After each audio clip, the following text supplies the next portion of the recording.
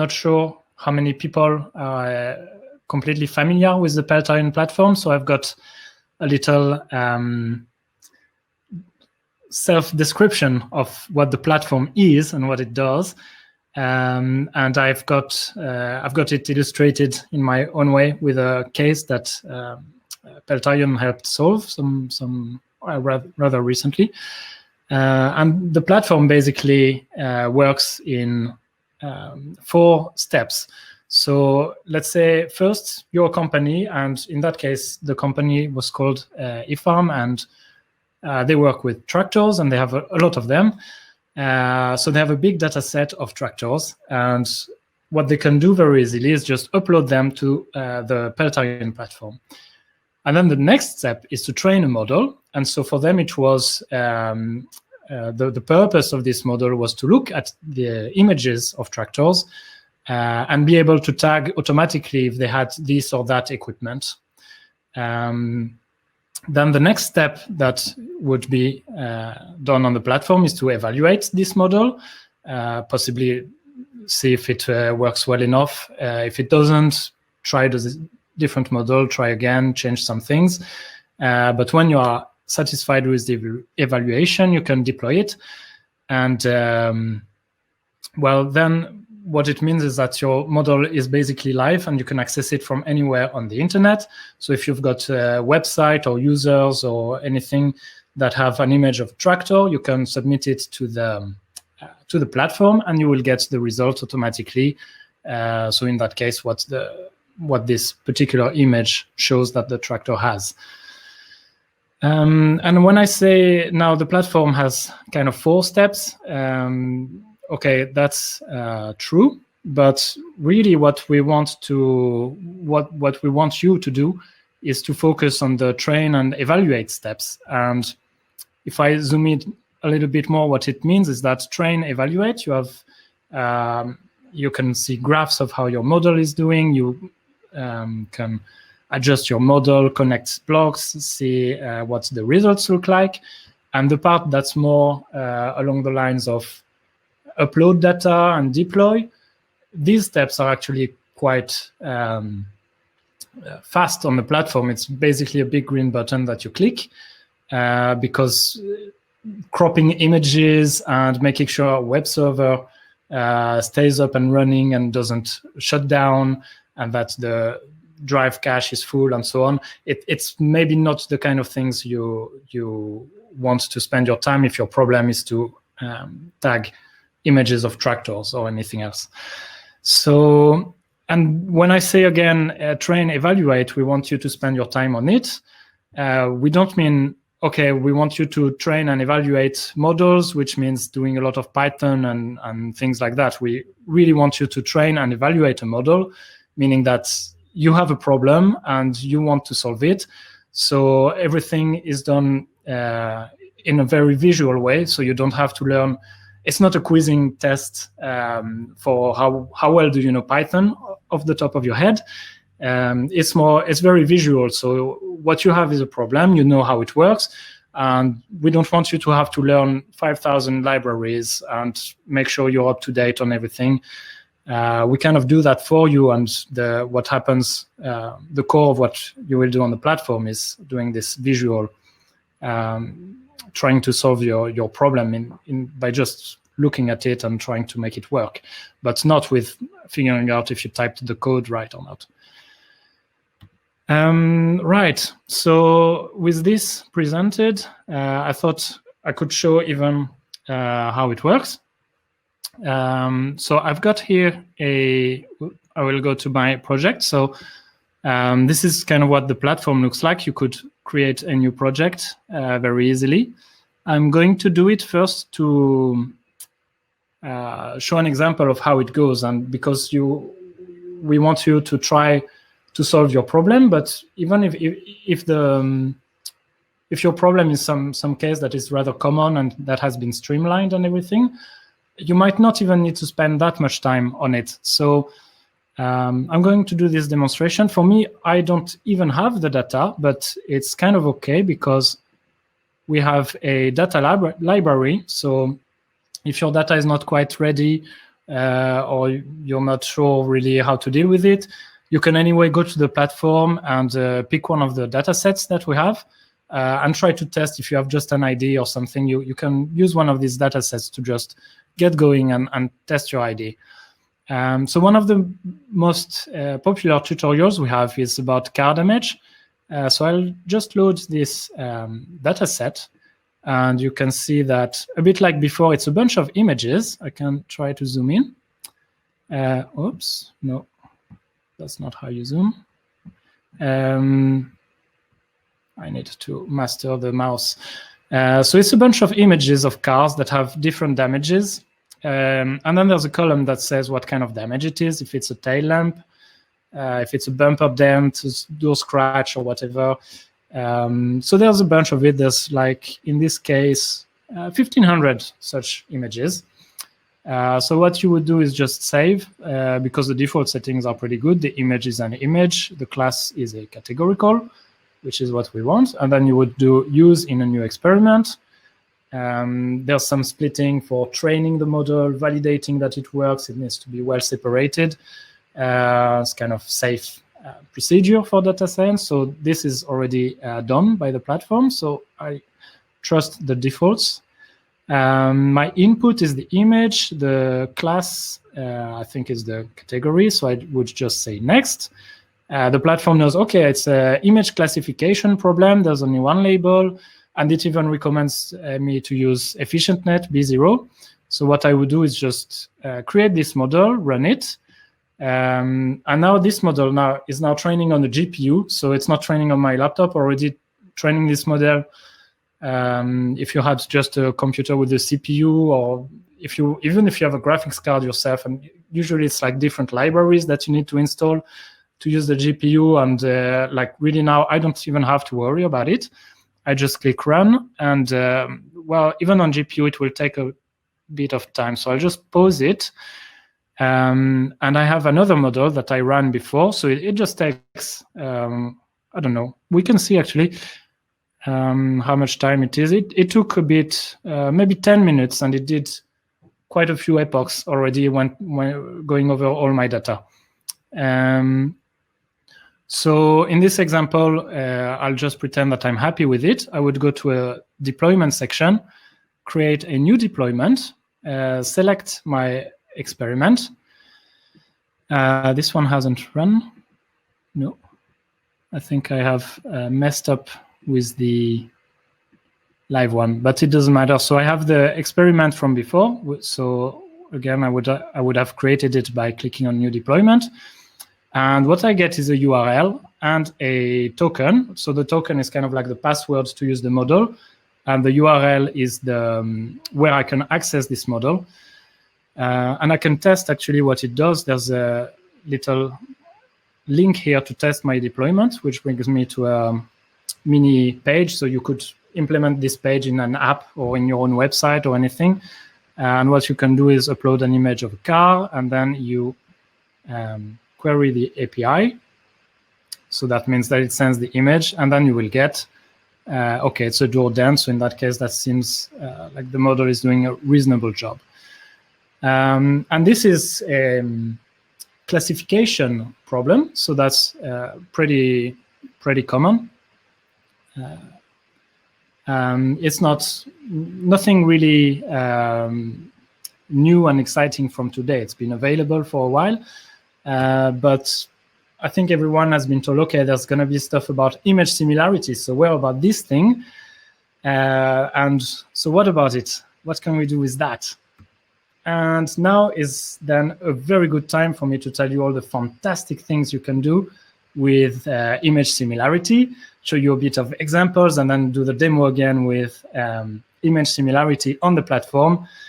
Except I'm not going to do that. I'm going to skip this slide very quickly. And instead, I'm going to go with a very maybe unsatisfying definition of what similarity is. So the way I put what image similarity is, I say it's a way to quantify a notion that's very imprecise. And maybe you don't really believe me. You say, okay, Roman, look, these two images, they look similar. This is what I mean by similar. It should be pretty clear to everyone. Okay, there's like, aha, I see this logo. They look very much the same. This is what I want when I say I want to get similar images. Well, actually, it's not that simple. And there was a paper here where they did an experiment. So these two images come from a website that was called, I think that was even the address of it, Totally Looks Like, where it's pairs of images that look the same. And what the people in this paper did is that they took such pairs of images from the Totally Looks Like website, they split them, and then the left image they keep, and then the right image they shuffle with a bunch of other images. And then they asked people, and they did it with neural network, and they also got a bunch of people and they asked them, okay, out of these 5 images, which one is it that totally looks like the one on the left? And then, okay, you say, Roman, I get it. The one, these, they look the same. This, okay, it's the map of Italy. I mean, it should be pretty clear to everyone. Similarity, it's no-brainer. Well, actually, even at that point, for me, I look at this image on the left. I guess it's like spilled milk or something. And the shape in the bottom, to me, it's more like UK with a giant Scotland on it. But the point here reminds me a lot more of UK than Italy.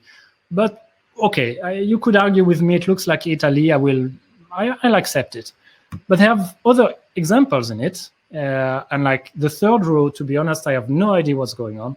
I don't know which one is supposed to be the correct one that was submitted on the website. And the fourth row, I have another problem with the fourth row, which is that, okay, I could pick one of them. Maybe this one, I think, looks the most similar. The problem is that if you ask me again tomorrow, I will pick another one. And if you ask me the day after, I will pick again another one. And so in this paper, they have some numbers, and they measure that even humans, when they have this task of finding similar images, they agree about like 40 to 100% of the time. So 100%, okay, but it goes as low as 40%, and mostly it depends on what other images you present next to the kind of correct one. And so this is what I mean by imprecise. It's that not everybody agrees. I could change my mind from one day to another. So it's something that's very tricky to deal with, actually, similarity. But I said also that it's a way to quantify how much similarity there is between images. And doing this quantification, I think it's a very important one, because if you had to write the program that says, oh, take 2 images and say how much similar they are to each other, what would you even write? It's not even a matter of how would you write it, what tools, what calculations or how would you do the calculations. It's not a problem of that, is that even people don't agree in what the program should do in the first place.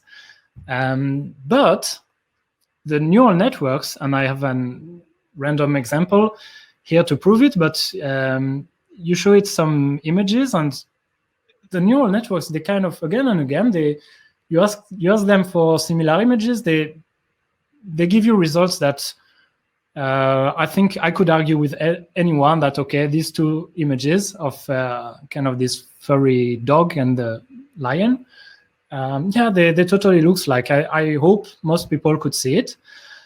And that's something that neural networks do without really having been trained or thought about for doing. But it happens that they do anyway. And that's very good, because since you can use neural networks for that, it means that the results you get are very repeatable, which means you can use them to build other systems, and it will not change every day. The network will not wake up one day thinking that, no, I changed my mind, these images are not similar anymore. It's also good because neural networks, you can run them very fast. You can process images and then do comparisons on them very fast, which means that in practice you can do thousands and dozens of thousands of images almost instantly, which is pretty good, because if I had to scroll through a lot of images to find two that are similar, I will get bored after maybe 2 pages. But the neural networks, very fast, you do thousands and thousands of images, they don't care, they give always the same results. And if ever you are not happy with the results you get, it's a numerical model. You can always fine-tune it to get more of the results that you want. So with that said, again, I think now we can go to the kind of good example. So this is an image I got from a blog that I wrote on the topic. So that's some results I had from a model. So I was querying an image, the sketch on the left, which is not even a real image. But I got these results, which I think look, this was one of the very nice results from this model. I think it illustrates pretty well the thing. You could do other things with similarity, of course, and it turns out that kind of the mathematical aspect behind it, which is the cosine similarity and how to measure the images, that's more or less what's used in to solve problems that are very complicated, like recognizing images through thousands and thousands of possible categories. So you could do like face recognition, where you have well, most likely billions of different faces that you could have, or landmarks. So Google has a challenge for that, and the images here are from the Oxford dataset. And landmarks around the world, there's like thousands and thousands of them. So you could see it as a classification problem, but it's so extreme that you use things, you use tools that are more related to similarity. You could do it also because you can now quantify how much two images are similar. You can use it as a measure of how far or how close two images are, and then you can use that for doing data clustering.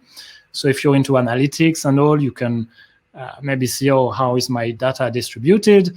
Or if you want to make an app that scans someone's photos and says, okay, all these images here, you can create an album. That's my vacation from Oxford. All the images here, they're also similar and they look like, oh, I was with this guy. So let's create an album with just these pictures. So these are kind of ideas of what you could do with the similarity. So with that said, let's take, again, a demo. I hope everyone is getting ideas of their own for what to do with it.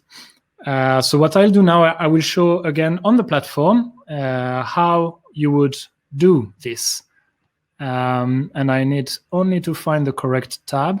No, I will go back to my project. So in the same way as I did before, oh, it's not loading. Yes. You might create a new project, or I have one here which I prepared. I have uploaded a data set, which is pretty simple. Again, it's just dropping a zip file. So you could choose file and upload. What I had is just a big zip file with a lot of images. And in this case, it was images of birds. I can show you again what it looks like. So in this data set, yes, I think it's the Cub 200 data set for people who are very curious. So it's a lot of images of birds, and then there's which species they are. I'm sorry if it's not the best zooming capabilities, but you get the idea that it's a lot of images of birds, and I have in this case 11,000 such images.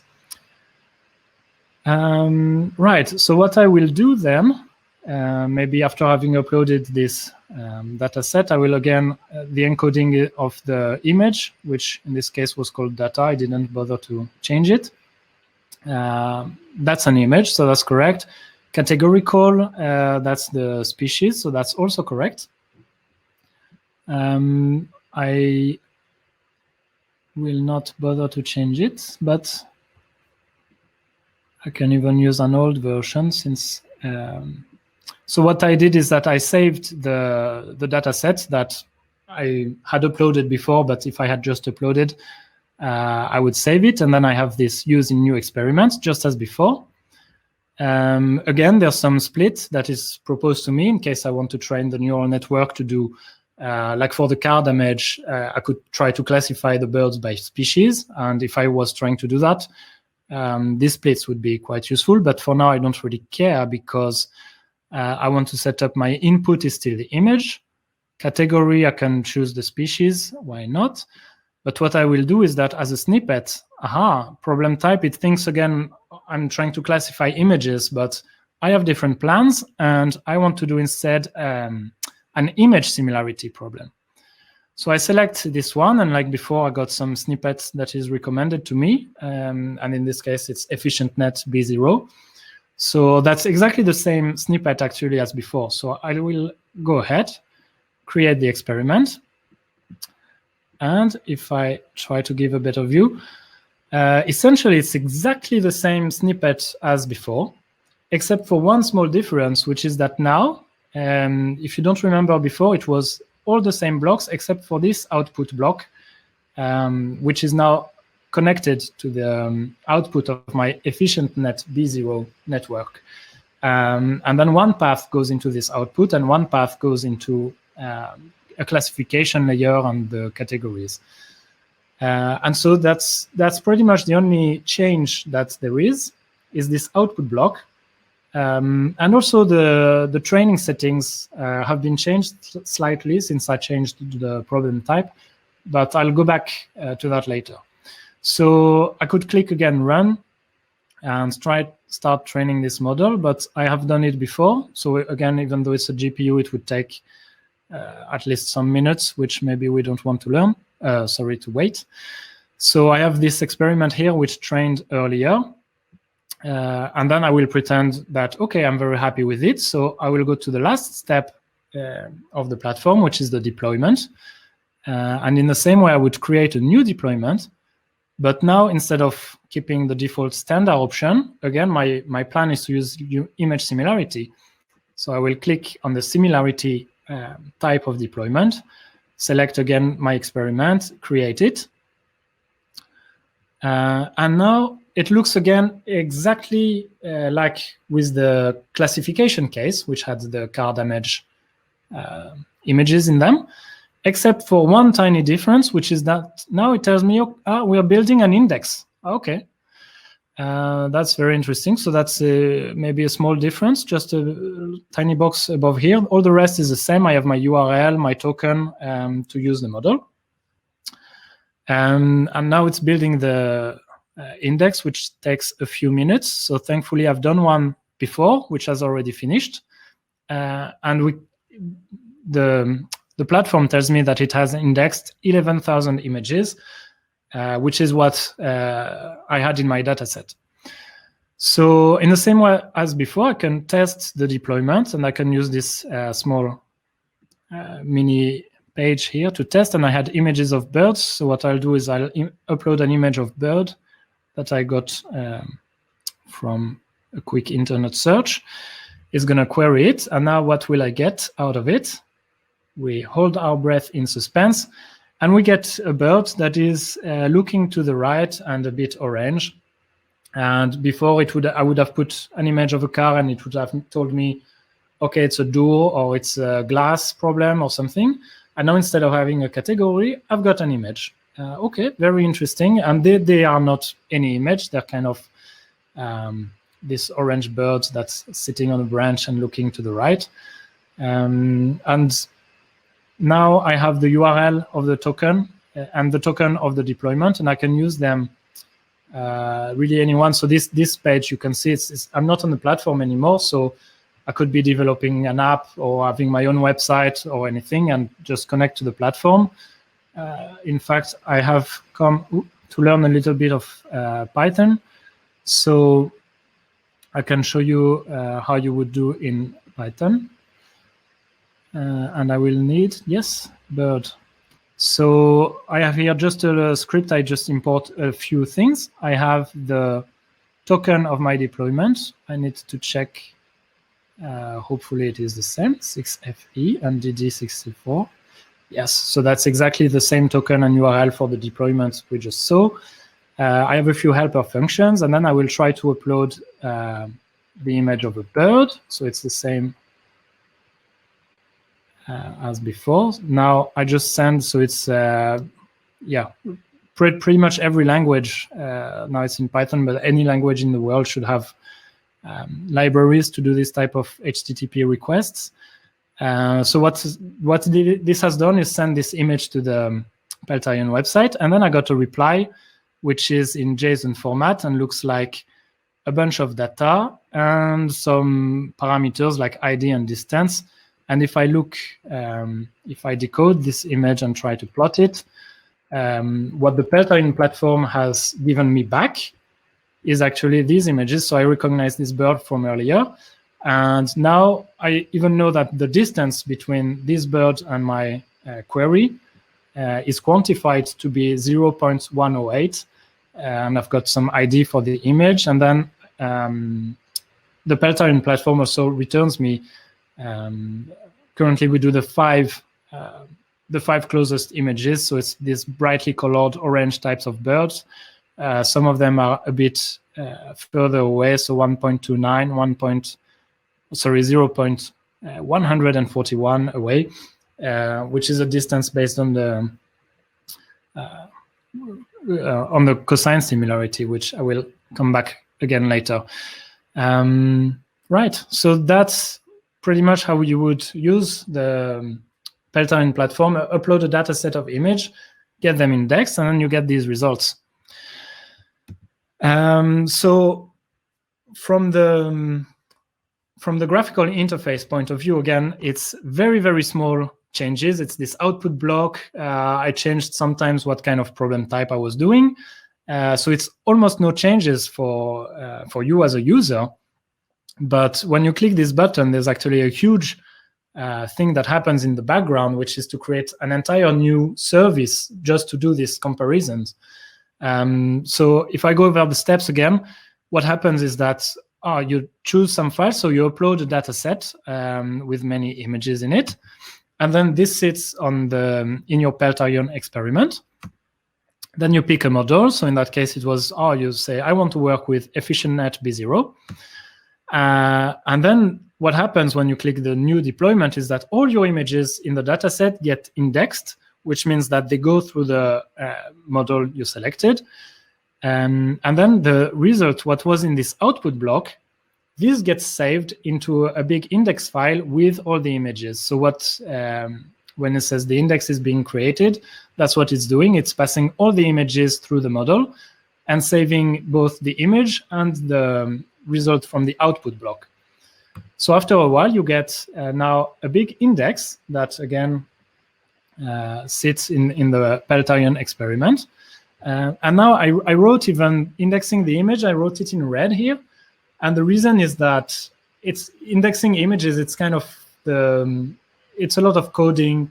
It's very error prone. It's this right side of the slides that I showed earlier, where it's very mechanical. There's not much problem solving happening. It's just making it happen. And then it's a lot of code, making sure your indexes align and the images use the right data and so on. It's all these things. So I wrote it in red, but I also put it in red because that's the color of Peltarion. So that's what Peltarion does in the background for you. So you just see the green button, but that's all the stuff that it does. Then when you want to run a new query, you send a new image of a bird. What it does is that, again, the platform will spin up a GPU, pass the image through the model, and get the output value from the model. And then all that's left to do is to compare the outputs. So what happens is that your output from your query gets compared to the outputs from all the images that are in the data set. And again, that's in red because comparing things and making sure, okay, you get the right order and you refer. It's very mechanical. It's not so much problem solving happening there. So we do it for you. And then we find, okay, this output here actually looks like the closest match.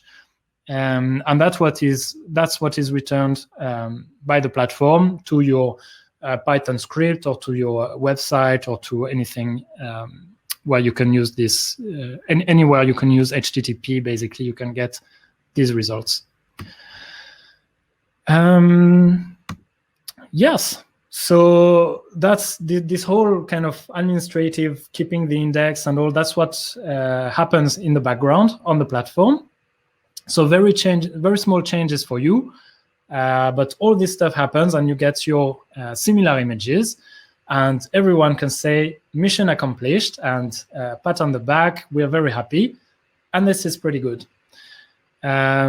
Except we had this kind of demo before internally, and what happened is that one of the developers, a big guy with a beard, very grumpy, he lives in France, so maybe that's why he's grumpy, but he came after this kind of demo and he said, okay, but I get this okay output, you compare the things you get, but is that really new?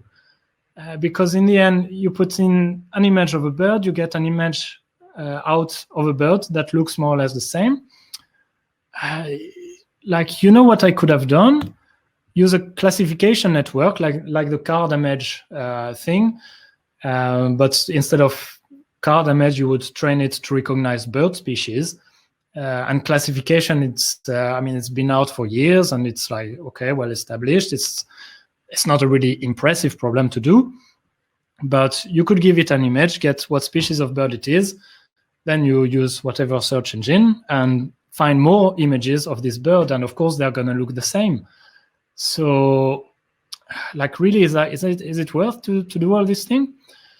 Well, okay, but I think there is a big difference with just searching for a keyword or a bird species or something like that.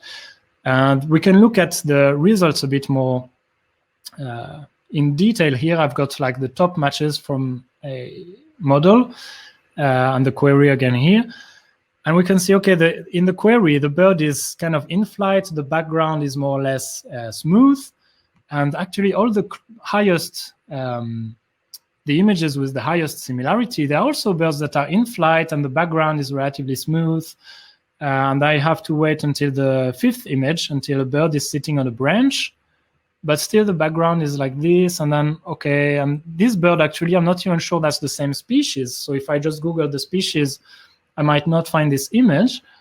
But this bird is in flight and kind of matches the other one in how it, how you say, its attitude of flying. So it has to be the same shape. And you could take another example. So again, when I was preparing the blog before, one thing I noticed is that if you send queries like the ones on the left, for example, in the first row, you get, okay, looking for clothes like this guy, and you get these results. They are terrible results from the clothes point of view. But what's very interesting is that the network thinks, but this guy has his arms out.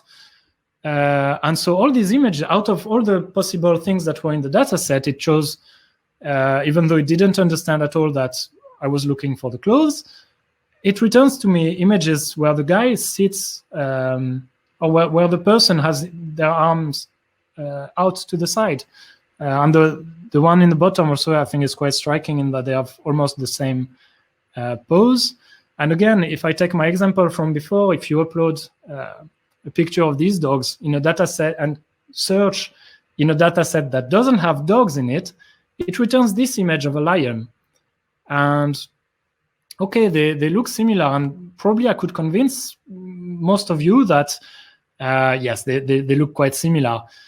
But if it was just a classification problem, and it's just that the model doesn't know about dogs and it thinks that this looks like a lion, it could have returned to me this image.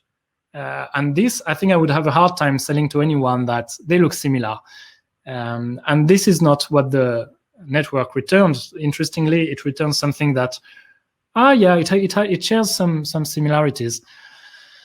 And the way that I kind of explain this is that when you do a similarity search, you have actually a lot of dimensions that are accounted for. So something like classification would just look at, in the end, it would discard a lot of calculations and just return, okay, this is this class. But when you do similarity, you've got a lot more dimensions that are taken into account. And so the good thing is that by having a lot of dimensions, of course, you can get some things that are more precise, but these dimensions, you don't really control them. Like, I haven't trained my networks to recognize fluffy animals or anything like that. It's just like the default one. And still I get these results. So that's the good thing, is that the networks anyway learn a lot of features that are useful, that could be very easily argued that they find similar images. And the downside is that, okay, I don't have precise control actually over what it does. So at that point, I will take a little sip of water. And I want to just go on to try to figure out, okay, what is in this output that I'm comparing actually? Well, when I run this similarity, what is the network doing? So for the people who might not be super aware, so what a convolution neural network does, which is the type like efficient net, that's very good for dealing with images, is that essentially it takes an image like the one here, for example, and then it has a whole bunch of layers where it will filter this image, and then filter, and then filter, and then filter again and again, until at the end you get something that has been filtered so many times that it doesn't really look like a car anymore. And actually, it's should I say, an ongoing problem to figure out what it is that you get in these last layers of the convolution. So that would be correspond to what you connect to the output block here, what comes out of this network. So it's the image that has been filtered and filtered and filtered, and since I don't have a better way to present it, what I will say is that what is in there is stuff. It's just stuff that the network has calculated. And that sounds a bit imprecise, but I'm not so much worried, because I know that in this path of the network, I take the stuff here at the outside of my CNN network, the thing that would go into the output. If I take this stuff and pass it through just one more layer, I get something that is very clearly the probability of having some type of card image or some animal or some any kind of categorization. So if here, by looking at the stuff, I can know some very precise and well-defined properties of my data, it means that the stuff, in a way, it has a lot of things that I need. I don't know what it is, and it's very implicit, and I don't have much control on it, but I trust that it has a lot of information about my original image. And I will skip this and to show. So I said before that the training settings, when you choose image similarity, they were changed as well. And they are changed in the way that essentially you don't train at all. And the reason you don't train at all is because this network here, for example, efficient net, it has already been trained actually before, and it's pre-trained on things like Imagenet. So if you Imagenet, as soon as you type CNN into Google, you will hear about Imagenet. What it is, it's like 1 million images split into 1,000 categories, and it's things very, very diverse. You've got cats, you've got mushrooms, you've got rockets, fridge, whatever. So you've got these thousands of categories with images that may look even within a category very different. And the network has been trained or pre-trained on Imagenet, means that this network, it can take an image and tell out of any thousands of images, it can tell which class this image belongs to. And the classes, as you can see, it's very diverse. So when you get the stuff out of the network, this stuff is actually very rich in information, because you can then solve this task of finding which category out of 1,000 possibles that are very diverse, the stuff you get is enough to solve this task. So that's why it's actually pretty good stuff, and that's why it works out of the box, that you get these similar images. Even before you start fine-tuning or doing anything, you get these results that are very easy to defend as being similar. So that's what you get really in the output. It's things that It's the stuff that you don't really control, but you know that it's rich enough in information that the normal path of the network could solve Imagenet with it. And in principle, it's something like, I don't know, from 10 to 1,000 features, meaning this stuff is a vector with between 10 and 1,000 numbers. So for EfficientNet, it returns 1,280 numbers. It's very implicit, and it's trained from Imagenet, which is why the results out of the box actually already make sense even before you doing anything. Right, so if you train for similarity, again, kind of a recap of everything that has changed from the user point of view, from you when you would make the model, is that essentially you need to add an output block, which you put most of the time, or most naturally, right after the main CNN network. You still need to have, even when you do a similarity task, you still need to have a target for the network. So you could have, just depending on your data set, some animal species or car damage type or whatever. And this is maybe used maybe just to get a little bit information about your specific data set. But what you do is that the main network, in any case, you train it, the recommended thing on the platform is to train it for just one epoch. So just look at the images, maybe try to connect with the correct class to get a little bit more specialized on your data than Imagenet would have specialized the network. But that's all the modification you do. And yes, I think I have in just a few minutes. So an example of why you would not actually fine-tune more than one epoch. So again, when I was doing some experiments for this fashion kind of image search thing, this is some of the results I had. So I had a model here where with the default EfficientNet pre-trained on Imagenet and no fine-tuning at all, not even one epoch, nothing.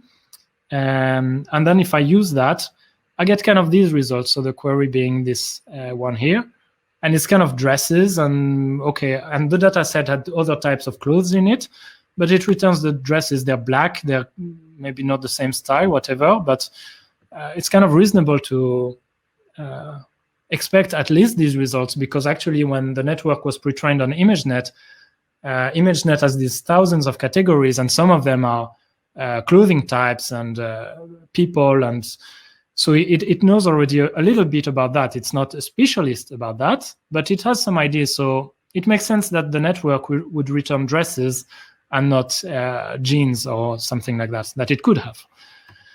But then I fine-tuned this network a little bit. So I had as a target, it was not the animal, but I had maybe something like 12 categories, which is very coarse. So it's things like dresses, tops, shoes, sweaters, coats. So just, maybe not even a dozen categories. And my data set for training was relatively small. I had 20,000 images. And then I got these results. So arguably, it could be better in the top. Maybe these are further from the query. The dresses at least look a bit more, I don't know what's the scientific term for that, but to me, they look a bit more fluffy, which seems to match the query a bit better. And that's after training just one epoch. But then if you let the network train even more, something like 20 epochs, of course, it tries to learn these few categories from my small data set. And in my data set is just not rich enough. So what it learns, it forgets all about this diversity that was in Imagenet.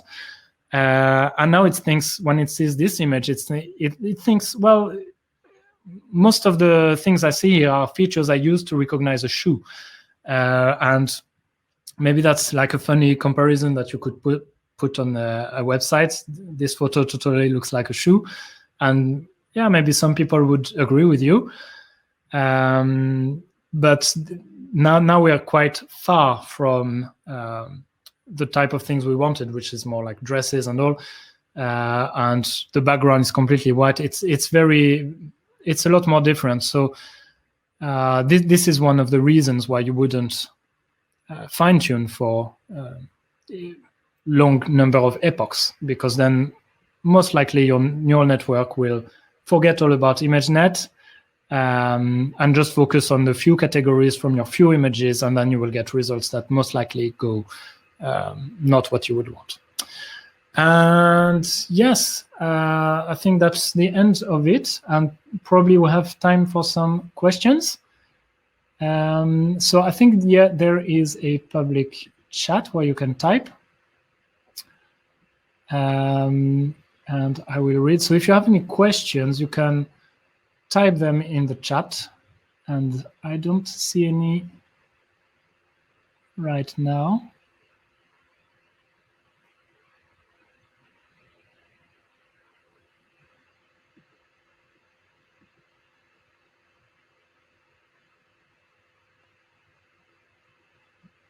I'm not sure if Susan that I introduced before if you have seen some questions that I didn't see.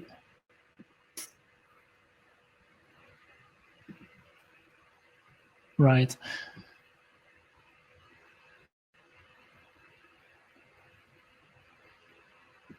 Yeah, so I don't see any particular questions, but you can, of course, go to the Peltarion platform and try it. So it's free to create an account, and you can do some experiments even out of the box. Yes. Yeah, sorry for jumping in. It seems like we have a few questions coming in the public chat. You do. Aha.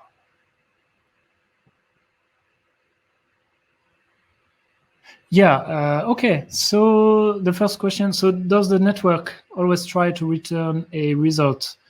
Yes, so basically, so what happens is the network will, when you send an image, it will get the output from the network, compare it to everything that was stored in the data set, and give you a result, even though it might be very wrong. So that's how I got, for example, if I go back to my slides, that's how I got, for example, yes, these, I uploaded a picture of a dog and there was no dog in the data set. There was lions and antelopes and things like that, but no dog. And then it returned to me as a result, the image of a lion, which was the closest that it could find. However, it's not here, but in the Python sheet, you can see that what the platform returns to you as well is the image, but it also tells you the distance between the two images. So it might be, if you upload something that's completely different, you will get a result, and probably the distance will be 500 or whatever number that shows, okay, it's a very far match, but it's the closest that is in the data set. I have another question. Can it identify multiple objects from the picture I upload and return multiple matches? So the thing, that's a bit of a tricky one. I would say when you pass the image through the network, and I will look for my again. So when you pass an image through the network, you get all these features. It's just one big vector of values, and this you don't really have. You don't really have control on what is there. So you can't really split by, oh, some part looks like this, some parts looks like that. It's like the image as a whole. It's described by these values, and then you compare them to. You compare them with the other values, and you compare image to other images as a whole using this entire vector of values. Will it try to match a bird? Well, again, so that's the kind of tricky part, and I had, I think in my examples before, no, it was after. You can see that actually when you send an image of a bird, so it's a different kind of application from classification where, okay, you would want to find maybe the species of animal and then just returns that. That's not what image similarity does. So image similarity, it really looks at the image as a whole, and then it gives you what it thinks other entire images looks like. And for example, you've got a bird here. So most likely, and because it's pre-trained on Imagenet, so it is able to classify a bird. It knows probably like a few, I don't know, half dozen species of individual birds. So if you submit it a bird, it's very likely that it will internally recognize it or prepare to recognize it as a bird. And so these, the stuff that makes a bird will be very high in the output vector. But it's not necessarily like, oh, I have detected, because you do it before the classification layer. So in principle, you could have also things that are returned that are not a bird. And the closest example I have in my slide is, for example, this one, which doesn't seem to be the same species, or maybe it's a female or something like that. It doesn't have this red throat. But it's returned anyway, because from a lot of these dimensions, like thousands of dimensions that are extracted from the image, this one seems to have good correlation with the query. And the last question, can the target be very simple, one category, so that the training is unsupervised? The target, well, I'm not sure I understand the question completely, but I would say if you're gonna rely on the Imagenet pre-training, then on the platform you could, I forgot where I had. Yes, then on the platform you could, as a target, essentially specify anything like a non-category or just a constant or whatever, and because this is one path of the data. So after the CNN has run, the what's used for the training goes into one path, but what goes to the output is taken straight from there. So if you just want to rely on the Imagenet pre-training, you don't really have to have a real target. You can just have something that's just so that you can run, and then just use the main network. What format? So another question is, how did the fine-tuning work? What format was the label of the input data? Image, text. So when I did fine-tuning, and most likely that's the kind of most common cases we support on the platform, is to have some kind of categorical, well, you could have a numeric target, although I think that's very rarely used, but the most common thing would have to be to have a categorical kind of target, and try to train the network a little bit on these on a few categories.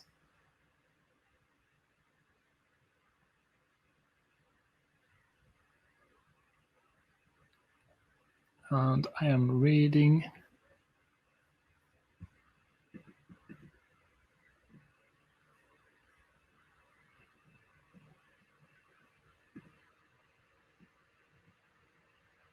Okay, I wasn't sure if that was completely, but this seems to have done the trick. Otherwise, you can always go to the platform and write. We have this small chat icon in the corner, or you can find some emails and contact us.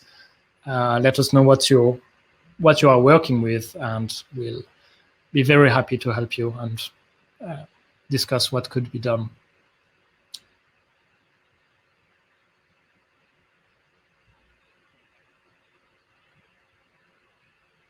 Right, and I don't see any more questions in the public chat. And it's right before 5 o'clock, so I guess we are good timing. Let's see, I'll wait I'm not sure what I should do. I can wait a little bit longer, maybe a few minutes. Where should I get contact details? Well, I think the easiest might be if you go to peltarion.com, and I'm not sure if it's even there. Yes, so on peltarion.com, there's this small icon here that opens a chat, and you should be able to ask questions here. So send us a message. You could do it like this. I think is the maybe most straightforward way.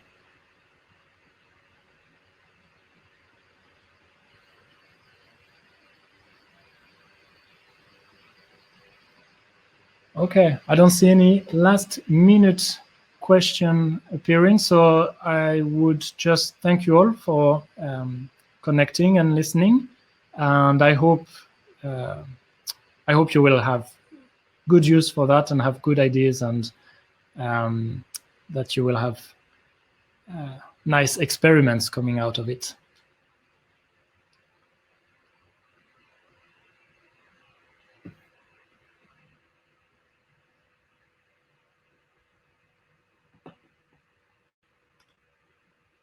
All right, and Suzanne, if you want to jump in again to know if I should close it or not. Yeah, thank you very much, Roman, for the webinar. I've obviously been listening in as well, taking notes for my own projects. If anyone wants to have direct links to the tutorials or to the Image Similarity landing page, you can find them under handouts. Otherwise, thank you all for joining. We hope to hear from you soon. Yes. Thanks a lot, and goodbye.